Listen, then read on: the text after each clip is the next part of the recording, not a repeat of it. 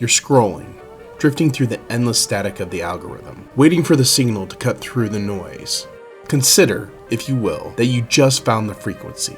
You've just stepped off the timeline of the everyday, into the space where the forgotten history and the hidden truths finally touch down. There's the story you know, and then there's the airspace we're about to enter. Check your coordinates, because you're heading towards the landing point. Welcome back, friends. Today's story, The Pastor's Daughter. Picture a young girl growing up in sunny Santa Barbara, California. Her name was Catherine. But despite the beautiful weather and the laid-back California culture around her, Catherine's household was anything but relaxed. You see, both of her parents were traveling Pentecostal ministers. They ran a remarkable strict home. Secular music was strictly forbidden. There was no MTV on the television, no popular radio stations playing in the car. The only music allowed to echo through the halls of their home was gospel. Catherine sang in her parents' church from the time she was 9 years old, and she had a voice that could rattle the stained glass windows.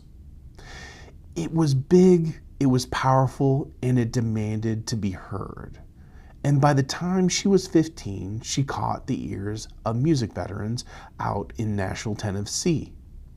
They brought her out, taught her how to play the acoustic guitar, and set her up in a studio to record her very first album.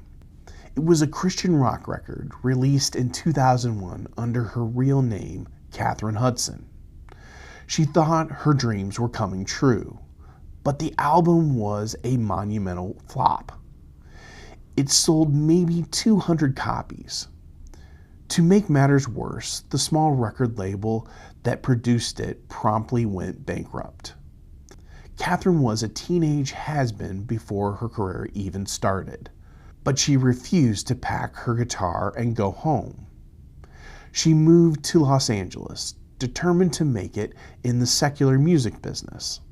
She spent years bouncing from one failed record deal to another. She was dropped by major record labels, struggling to pay her rent, and even had her car repossessed.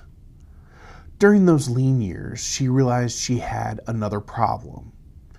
If she was going to be a star, she couldn't use her real name.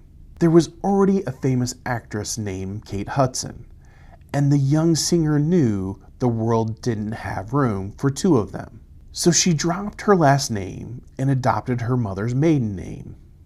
She also dropped the acoustic guitar and the gospel choir. The girl who was never allowed to listen to pop music decided to completely reinvent herself. She traded the modest church clothing for bright clothing and theatrical outfits. She wrote cheeky, unapologetic pop anthems that would have made the strict parents blush. In 2008, she released a song about kissing a girl, and it exploded to #1 on the charts around the world.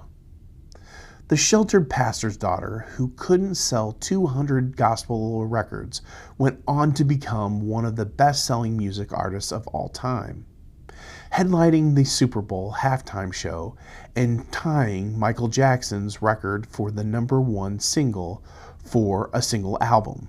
The girl who started out as little Catherine Hudson took over the world as Katy Perry.